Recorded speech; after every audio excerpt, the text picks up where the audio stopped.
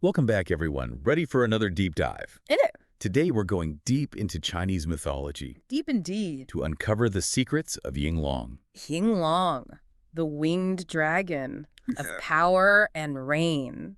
Yeah, I gotta say, this one's really got my imagination going. I mean, a dragon that controls the weather and helps emperors win battles. that's pretty epic, right? It is. So, how about we lay it all out? Where do we even begin with a creature like Yinglong? What sources are we looking at? And what are we hoping to uncover in this deep dive? Okay, so to really grasp Yinglong, we got to dig into ancient Chinese texts and legends. Classic.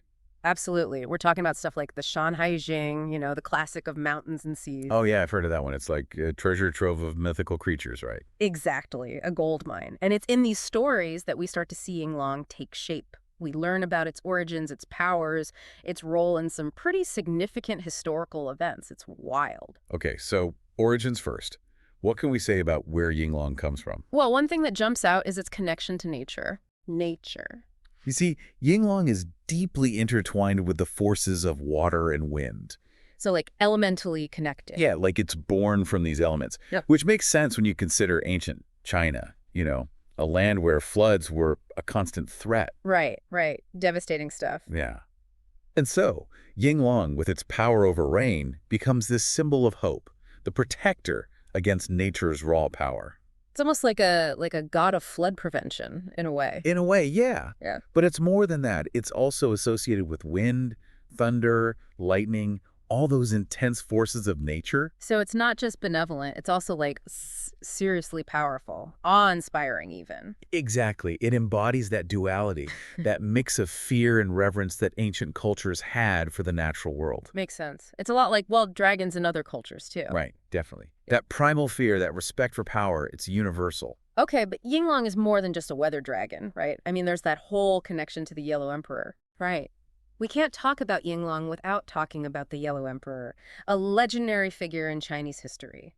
And Yinglong plays a crucial role in one of his most famous battles. Hit me with it. It's the battle against Qiyu, this powerful figure who opposes the Yellow Emperor. The classic of Mountains and Seas describes this clash in pretty epic terms. It's a story of good versus evil, of facing overwhelming odds. And just when things look bleak for the Yellow Emperor, Here comes Yinglong. you got it, he summons Yinglong to help him. And Yinglong, with its control over wind and rain, pretty much turns the tide of battle. Wow. So Yinglong's like a divine weapon almost. You could say that. It's a display of divine intervention, for sure. A sign that the gods are on the Yellow Emperor's side. Okay, that's pretty awesome. Yeah. But it's also interesting because it elevates Yinglong to this whole other level, right? It's not just a powerful force of nature. It's now a protector deity. Absolutely. And a symbol of the Yellow Emperor's authority, too. I mean, think about it. If you have a dragon fighting on your side, You're pretty much unstoppable. pretty much. But we've talked a lot about Yinglong's powers and its role in history. I'm curious, what did this dragon actually look like? Ah, good question. Traditional depictions show Yinglong with a long serpentine body. Classic dragon. Right. And then, of course, the massive wings. Those are key. They let Yinglong soar through the heavens, literally rise above the earthly realm. It's a visual representation of its power, its connection to the wind and the rain.